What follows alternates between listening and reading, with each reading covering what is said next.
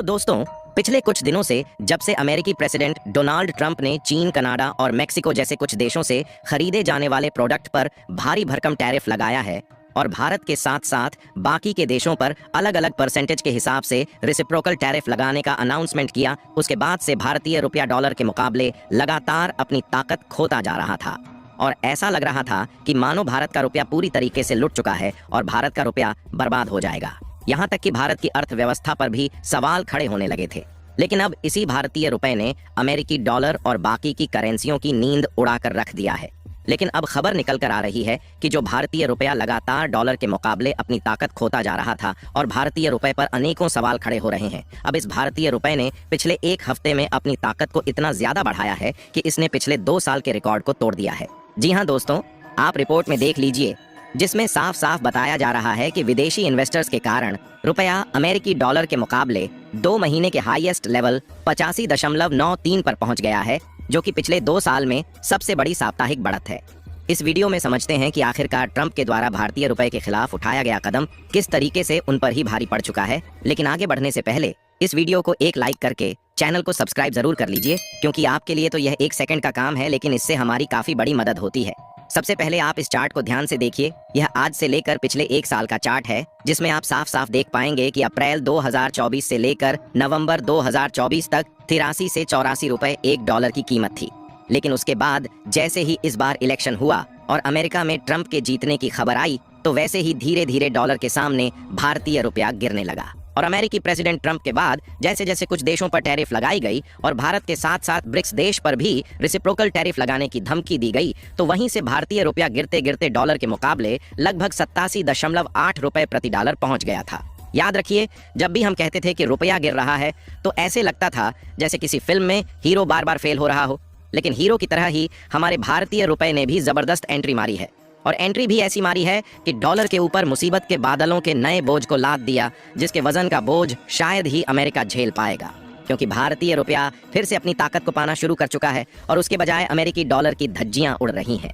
और बताया जा रहा है कि पिछले दिनों जहां डॉलर के मुकाबले रुपए की कीमत 87.8 रुपए प्रति डॉलर पहुंच गई थी, वहीं अब यह 86 से भी कम यानी कि लगभग 85.9 रुपए प्रति डॉलर के करीब आ गई है। यानी कि देखा जाए तो सीधे सीधे पिछले 1 हफ्ते में करीब 1.2% की बढ़त हुई है। लेकिन यहाँ पर जो सोचने वाली बात है वह यह है कि जो 1.2% की बढ़त देखने को मिली है, यह केवल 1 हफ्ते में हुई है, जबकि पिछले 2 साल का अगर आंकड़ा उठाकर देखा जाए तो ऐसा किसी सिंगल हफ्ते में हुआ ही नहीं है कि 1.2% तक की बढ़ोतरी हुई हो। बल्कि जब भी भारतीय रुपया गिरने के बाद मजबूत भी हुआ है, तो ज्यादा से ज्यादा 0.1, 0.2% या फिर कभी कभी 0.5 या फिर 0.7% तक की ही बढ़ोतरी देखने को मिली है। साथ ही शेयर मार्केट जो कब से नाराज बैठा था, वह भी अपने रंग दिखाना शुरू कर चुका है। लेकिन यह जितनी ज्यादा भारत के लिए खुशी की बात है, उससे कई ज्यादा यह अमेरिका के लिए बहुत बड़ा झटका भी है, क्योंकि जिस हिसाब से ट्रंप ने चीन जैसी बड़ी अर्थव्यवस्था वाले देशों पर टैरिफ लगाया है और बाकी के देशों पर रेसिप्रोकल टैरिफ लगाने की तैयारी में है,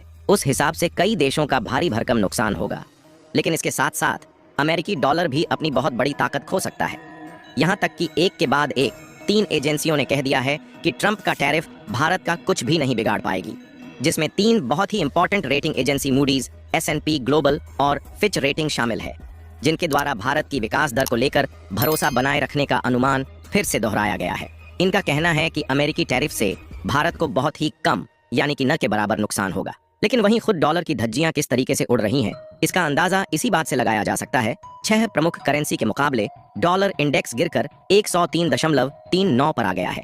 जबकि जनवरी 2025 में यह 110.18 के उच्चतम स्तर पर था। यानी तब से 6% से ज्यादा गिरावट आ चुकी है, जो कि डॉलर के लिए बुरे सपने से कम नहीं है, क्योंकि इस हिसाब से तो भारत के मैक्रो डेटा अमेरिका से भी बेहतर हैं। लेकिन अब सवाल ये उठता है कि आखिर भारतीय रुपया अचानक से मजबूत होना क्यों शुरू हो गया। तो इसके लिए आपको बता दें कि भारतीय रुपया कुछ दिनों से लगातार कमजोर हो रहा था, तो इसका मुख्य कारण यही था कि विदेश के इन्वेस्टर जो भारत में पैसा लगाए थे, वह भारत से निकालकर दूसरे देशों में लगाना शुरू कर चुके थे। लेकिन इसी बीच आता है 20 फरवरी 2025 का दिन, जब दुनिया की जानी मानी रेटिंग एजेंसी मूडीज के द्वारा यह बात कही जाती है कि भारत की इकोनॉमिक ग्रोथ में बहुत ज्यादा फर्क नहीं आएगा, बल्कि 6.4% की रफ्तार से भारत की जीडीपी बढ़ती रहेगी, जो कि दुनिया की सबसे बढ़ती हुई जीडीपी रहेगी। इसके बाद जैसे ही ये खबर फैलना शुरू हुई, तो उसके बाद अब फिर से विदेशी निवेशकों की बाढ़ आ गई। विदेशी निवेशक अब भारत को एक सुनहरे अवसर के रूप में देख रहे हैं। भारतीय शेयर बाजार में बम्पर निवेश आ रहा है,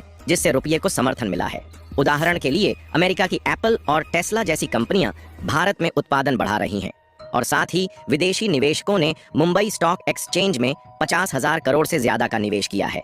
अब अगला सवाल ये उठता है, क्या भारतीय रुपया कभी डॉलर को पूरी तरह मात दे सकता है? तो इसके लिए आपको बता दें कि अगर भारत ऐसे ही आगे बढ़ता रहा और make in India, digital India और आत्मनिर्भर भारत जैसी योजनाओं को और मजबूती मिली तो आने वाले सालों में रुपये की ताकत और बढ़ सकती है। क्योंकि इसका सबसे बड़ा उदाहरण चीन है, जिसने 20 सालों में अपनी मुद्रा को दुनिया में मजबूत किया। तो सीधी सी बात है कि भारत भी अगर तेजी से एक्सपोर्ट बढ़ाए, टेक्नोलॉजी में आगे बढ़े और डॉलर पर निर्भरता कम करे तो वो दिन दूर नहीं जब रुपये की चमक पूरे वर्ल्ड में दिखेगी। इसके अलावा अगर बात तुर्की की करें तो तुर्की की करेंसी भी खारे पानी के आंसू रो रही है, क्योंकि आप खुद इस चार्ट को देख लीजिए कि तुर्की की जो करेंसी है वह लगातार अपनी ताकत खोती जा रही है। और आज से कुछ साल पहले जिस एक टर्किश लीरा के बराबर 11 या फिर 12 रुपए रहते थे, आज तुर्की का लीरा इतना ज्यादा गिर गया है कि एक टर्किश लीरा की वैल्यू केवल 2.25 रुपए रह गई है और यह लगातार अपनी ताकत खोता जा रहा है। भारतीय रुपये की यह मजबूती न केवल आर्थिक नजरिए से महत्वपूर्ण है, बल्कि यह देश की आर्थिक सेहत का भी संकेत देती है। आशा है कि यह सकारात्मक रुझान जारी रहेगा और भारतीय अर्थव्यवस्था को और मजबूती प्रदान करेगा।